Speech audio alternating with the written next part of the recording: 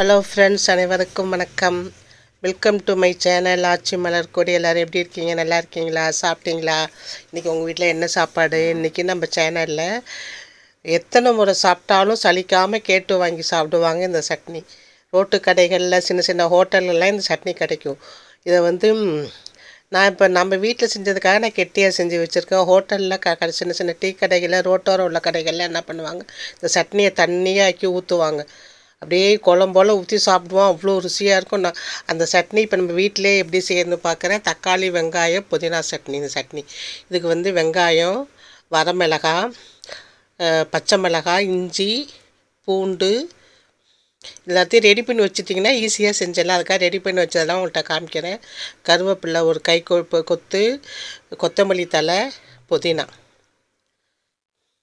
இதுக்கு தக்காளி ஒரு 4 தக்காளி நல்லா பழுத்த தக்காளியை வெட்டி வச்சுருக்கேன். இதில் புளி சேர்க்க மாட்டோம், தக்காளி தான் புளிப்புக்கு. இதெல்லாம் ரெடி பண்ணி வச்சுக்கோங்க. இதை செஞ்சு வறுத்து செஞ்சு கொடுத்தீங்கன்னா அப்படி சாப்பிடுவாங்க எல்லோரும். உடம்புக்கும் நல்லது. இது கருவேப்பிலை, புதினா, கொத்தமல்லாம் உடம்புக்கு அவ்வளோ நல்லது. 3மே நம்ம இந்த சட்னியில் சேர்க்குறோம். வானிலையில் எண்ணெய் ஊற்றிக்கோங்க. இதில் வரமிளகா 6 மிளகா போட்டிருக்கேன். பச்சை மிளகா 3 மிளகா கீறிட்டு போட்டிருக்கேன். எப்போதும் இஞ்சி ஒரு துண்டு இஞ்சி, பூண்டு ஒரு கைப்பிடி பூண்டு தோல் உரிக்காமலே போட்டுக்கோங்க. நல்லா அரைப்படத்தில் மசிச்சிடும். பச்சை மிளகா எதுக்கு சேர்க்குறோன்னா ருசியை நல்லா தூக்கி கொடுக்கும். வெள்ளம் மாதிரி பச்சை மிளகா. அதுக்கு தான் பச்சை மிளகாவும் காரத்துக்கு 1 2 சேர்த்து 3 சேர்த்துருக்கேன். இதில் நல்லா பெரிய வெங்காயம் நல்லா 2 பெரிய வெங்காயம் நைஸாக வெட்டி போட்டிருக்கேன். இதெல்லாம் சேர்த்து நம்ம வதக்கி எடுத்துக்கலாம்.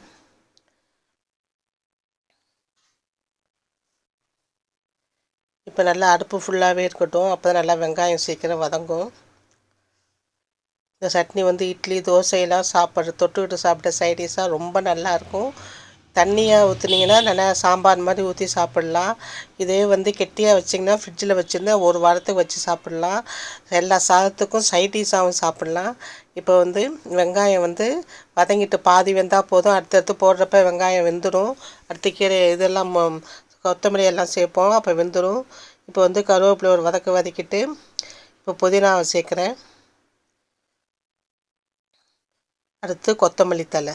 இது பார்க்க தான் நிறையா இருக்கிற மாதிரி இருக்கும். கரெக்டாக 3 கைப்பிடி 3 இதுவும் இலையும் தலையும். இது வதங்கினா ரொம்ப கொஞ்சமாக தான் இருக்கும். கொத்தமல்லி, புதினா, கருவேப்பிலை சேர்த்துருக்கோம். வெங்காயம், பச்சை மிளகா, காஞ்ச மிளகா, இஞ்சி, பூண்டு இது எல்லாம் நல்லா வதங்கி வரட்டும். இது சாதத்துக்கு சைடிஷ்னு சொன்னேன்ல, இது புளி சாதத்துக்கு நல்லாயிருக்கும். சாப்பிட நல்லா கெட்டியாக அரைச்சி தாளிச்சுட்டு சாப்பிடுங்க, அவ்வளோ நல்லாயிருக்கும். ஹோட்டல்லாம் இதை வதக்கிட்டு தாளிக்காமலே சர்வ் பண்ணுவாங்க, பரிமாறுவாங்க. அது ஒரு ருசியாக இருக்கும். இது நீ சாதத்துக்கு சாப்பிட்றப்ப தயிர் சாதத்துக்கும் ரொம்ப நல்லாயிருக்கும் சாப்பிட. இப்போ நல்லா இப்போ இலையெல்லாம் தலையெல்லாம் வறுபட்ட பிறகு இப்போ தக்காளி பழம் 4 தக்காளி பழம் சேர்த்துக்கிறேன். இந்த சட்னிக்கு தேவையான உப்பு போட்டுருங்க. தக்காளி வெங்காயமும் நல்லா கொலைய வெந்துடும்.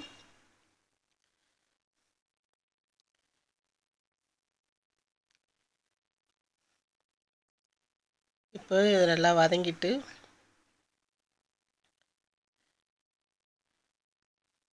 தக்காளி பழம் நல்லா மசிய வதங்கணும். வதங்கின பிறகு ஸ்டவ் ஆஃப் பண்ணிவிட்டு இதை ஒரு தட்டுக்கு மாற்றிடுங்க. அந்த வானலிலே இருந்தால் சூடில் ஆற லேட்டாகும். நல்லா சூடெல்லாம் ஆறட்டும். ஆறின பிறகு கையில் தொட்டு பார்க்குற பாருங்க. சூடு ஆறின பிறகு இதை மிக்ஸி ஜாரில் சேர்த்துக்கலாம். சூட்டோடு அரைச்சிடாதீங்க. இப்போ மிக்ஸி ஜாரில் சேர்த்துக்கிட்டால் உப்பு நம்ம முன்னாடியே போட்டுட்டோம்.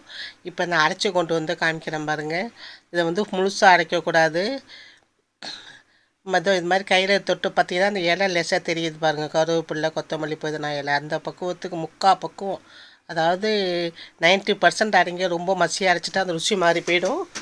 இந்த பக்குவத்துக்கு அரைச்சிக்கோங்க. இது நான் வீட்டுக்கு அரைக்கிறதால நான் கெட்டியாக வச்சுருக்கேன். இதுக்கு ஒரு தாளிப்பும் கொடுக்குறேன். தாளிப்பு கடுகு, வரமிளகா போட்டு தாளித்து ஊற்றிடுங்க. அவ்வளோ ருசியாக இருக்கும் அந்த சட்னி. இட்லி, தோசைக்கு சாப்பிட்லாம். சாதங்களுக்கு சைடிஷாகவும் சாப்பிட்லாம். இதுதான் தக்காளி, புதினா, வெங்காய சட்னி. ஹோட்டலில் சாப்பிட்ற அற்புதமான சட்னி இப்போ நான் வீட்டில் செஞ்சு காமிச்சிருக்கேன். இந்த சட்னியை செஞ்சு சாப்பிட்டு பாருங்கள். ருசி அற்புதமாக இருக்கும். இந்த சட்னி வீடியோ உங்களுக்கு பிடிச்சிருந்தா என் சேனலை சப்ஸ்கிரைப் பண்ணி லைக் பண்ணி ஷேர் பண்ணுங்கள். மறக்காமல் பக்கத்தில் உள்ள பெல் ஐக்கானை கிளிக் பண்ணிவிடுங்க. அப்படியே ஆளுங்கிற பட்டனையும் ப்ரெஸ் பண்ணுங்கள். அப்போ தான் நான் போடுற வீடியோலாம் உங்களுக்கு உடனுக்குடன் வரும். இந்த சட்னியை இப்போ நான் இட்லியோடு வச்சு சாப்பிட்றேன். சுட சுட மல்லிகைப்பூ மாதிரி இட்லி. அதுக்கு இந்த புதினா சட்னி, தக்காளி வெங்காய புதினா சட்னியை ஒரு ஸ்பூன் வச்சு அப்படியே சுட சுட சாப்பிட்டு பாருங்கள். இட்லி சரன்னு போகும். சாப்பிட்றதுக்கு சலிப்பே தட்டாது, அந்த அளவுக்கு ருசியாக இருக்கும் அந்த சட்னி.